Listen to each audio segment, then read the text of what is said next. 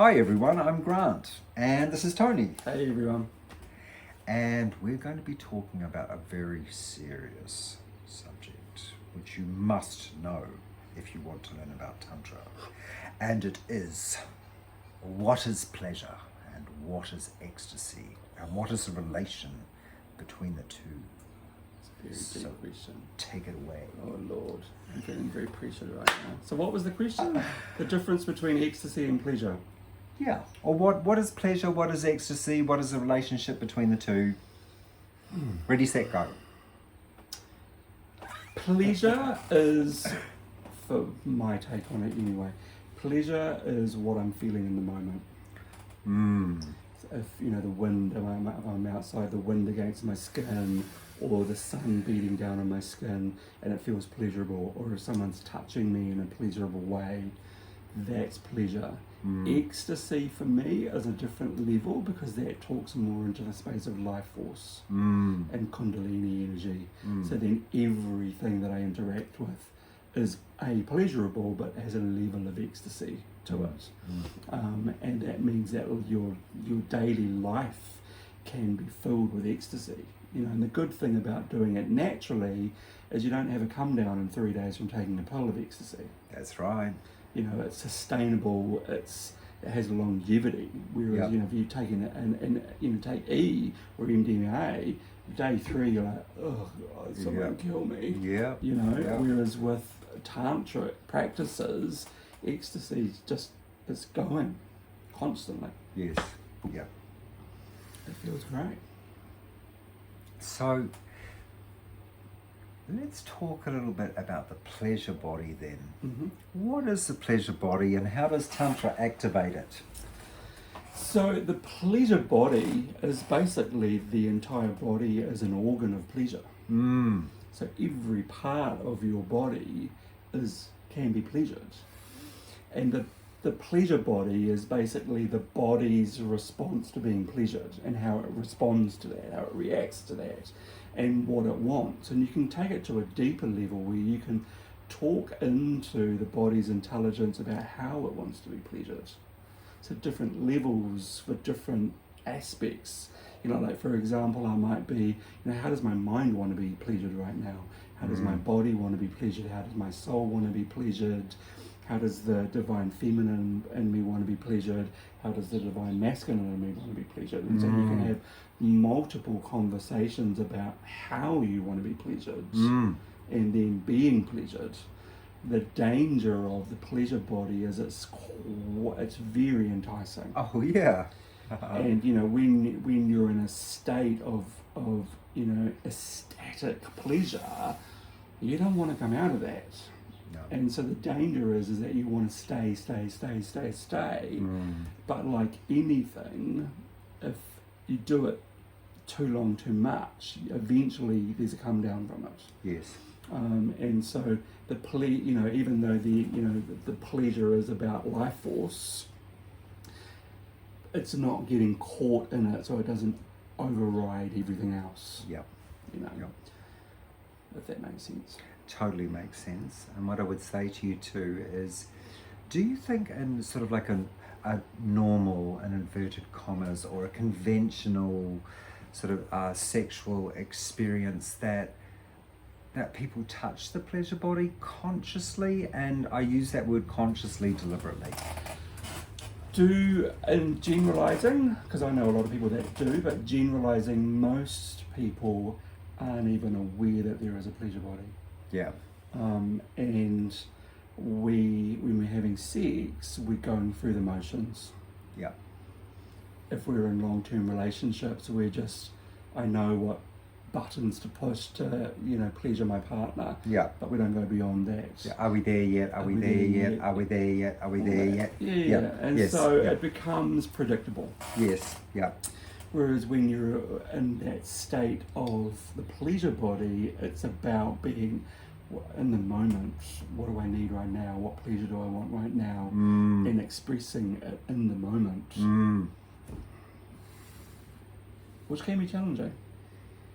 Because often we don't want to express ourselves. If someone's touching us as a lover, who's touching us and we're going, oh yeah, I'm not really feeling that, I'm not really enjoying it, it's not really doing for me to actually have the conversation about, actually, if you just moved half an inch that way and changed the pressure of that on there, and did that, and you looked me in the eye more rather than looking around the room, that would change the experience. That would change my pleasure. It would change your pleasure, my pleasure. It kind of mixes it all up a bit more. So what I'm hearing from that is that you actually, through the practice of Tantra, you take responsibility for your own pleasure.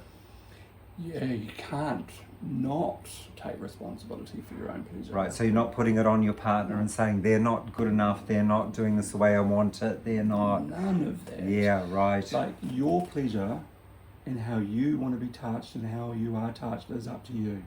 Yeah. And you cannot rely on your partner to know what the hell you want, because they can't read your mind, they can't read your body. Yeah. And so Tantra, there's a huge journey for me in the conversation and communication about what my body desires and how I want that person to touch me, to the point where I'll even show them, this is how I want to be touched. And actually within that space of communicating my desires, I become very clear, because all of a sudden it's just like, well, actually, is that how I want to be touched? I don't know if I do want to be touched like that now. Yes. That's how I wanted to be touched last week. Right. How do I want to be touched in this moment? Yep. Okay, checking in with my body. I'm going to change my mind. And not being ashamed of changing my mind, and not being ashamed of experimenting with different forms of touch and different forms of pleasure. Yeah. Because it's all about experimenting and exploring and being really curious about, okay, this part of my body might want to be touched this way, but this part of my body might want to be touched another way. And rather than just being the same thing. Right. And I think the biggest thing for me is about how present somebody is with that. Right. Like, if you're not present with me, it kind of is almost like a turn off. Yeah. And I think for me, the pleasure aspect is how present that person is gives me pleasure. How present I am gives me pleasure. So I love what you said about that. And how would someone who's just learning Tantra, how would they become present in their body to their ecstasy? How would they do that? Is there a particular way they could do that? Or just like one little technique you might give them in order to get present to their ecstasy?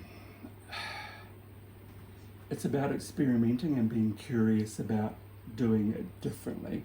So when I started doing this, I took the focus off my genitals. Yep. And I focused on other parts of my body that have been ignored.